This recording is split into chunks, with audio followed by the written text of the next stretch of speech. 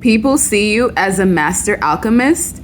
They may even think you're in your cave, conjuring up new experiences, inventing new things, doing magic, having some sort of AI being infused with you. People know that you're capable of anything. People know that with you, anything is possible. With the alchemist can open any door, create a portal, have knowledge and wisdom that can solve any problem. People know that if they can get connected to your electrical impulses in your brain, this is something that they subconsciously know. They know for a fact that you can help them out. People look at you as someone who is able to grow a garden or have a harvest even when the land is barren. You never lack.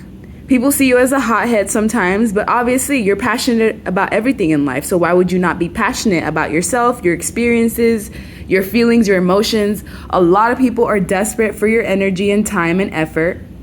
A lot of people are going to be presenting themselves to you as an option, but not all of these options are actually going to serve you. Some of these people just want you mentally restricted, confined. They want you to be in a position where you are wounded, where you are hurt, where you are defensive, so that they can get access to your money, your light, your resources. But mostly what people want is your knowledge. They want what is in your brain. They want the things that you're conjuring up. They know for a fact that you are somebody that's out of this world, and they feel like you're closely connected to God. But because there's no way that you were able to do all of these things on your own, with people stomping on you, with people tag teaming you, with people shunning you, purposely leaving you out. So the odds were stacked against you, and you still surpassed them and surpassed everybody else in terms of your elevation rate and in terms of the things that you were able to conjure up for you. People know for a fact that you're an extremely hard worker, but they don't just think you're a hard worker. They think you're a hard worker that's connected to God and source, and they think there's some sort of higher power giving you everything that you need, giving you your keys. And that's why your spirit team is on high alert. Because everyone wants a piece of you, whether it's energetically, spiritually, physically. Some of them don't even want to deal with you physically. No, they're trying to tap into your energy energetically, and you can feel it. You can feel all the hooks trying to affect your aura. You can feel all of the mental repetition and the mental energy, especially if you're somebody who's this powerful. You definitely have telepathic abilities, and sometimes you confuse other people's chaos with your own, because they're tapping into you. So some of you may need stronger boundaries, or you may need to just kind of like level up in terms of what kind of doors you leave open, because people want you to be vulnerable so that they can have access to you in some way, shape, or form. You're being asked to be selfish right now. That's your only job. Be selfish. Something that you're desiring may need more time, or a specific person that you're trying to attract into your life may need a little bit more time, and you're being asked to shift your focus to solely on you. I don't care who needs you. It's literally about you. At least for a good 2 months, shift your focus to yourself, because as the high priestess, intuitively you know that you're being asked to draw your energy back, to call your energy back, because other people are trying to keep you hung up or at a pause. Some of you feel very defensive, or you've just been putting more boundaries up. You've been proactive in your protection work because you can feel the chaos in the air coming from other people towards you. So everyone knows that you're valuable.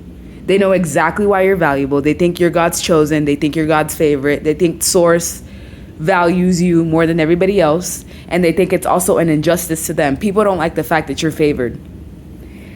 Your favor makes them feel some type of way, because then they're defensive, because they're like, why doesn't God love me? Or why doesn't Source value me? When the whole time they're not even focused. They're scattered. Their brain is scattered. Their attention is scattered. You put in time to focus solely on yourself, to conjure things up on your own, because you learned early on that people can't be trusted. People do not follow through. People can easily change their mind. So you learn to rely solely on yourself. So yeah, you're not imbalanced in any way, shape, or form. Matter of fact, you are a master at juggling multiple things at once. If someone tried to be in your shoes for a day, to juggle everything that you take care of on a day-to-day basis, I promise you they would collapse. Maybe not physically collapse, but Emotionally, they would be overwhelmed. It's overwhelming. The things that you do, that you take on, it is not easy.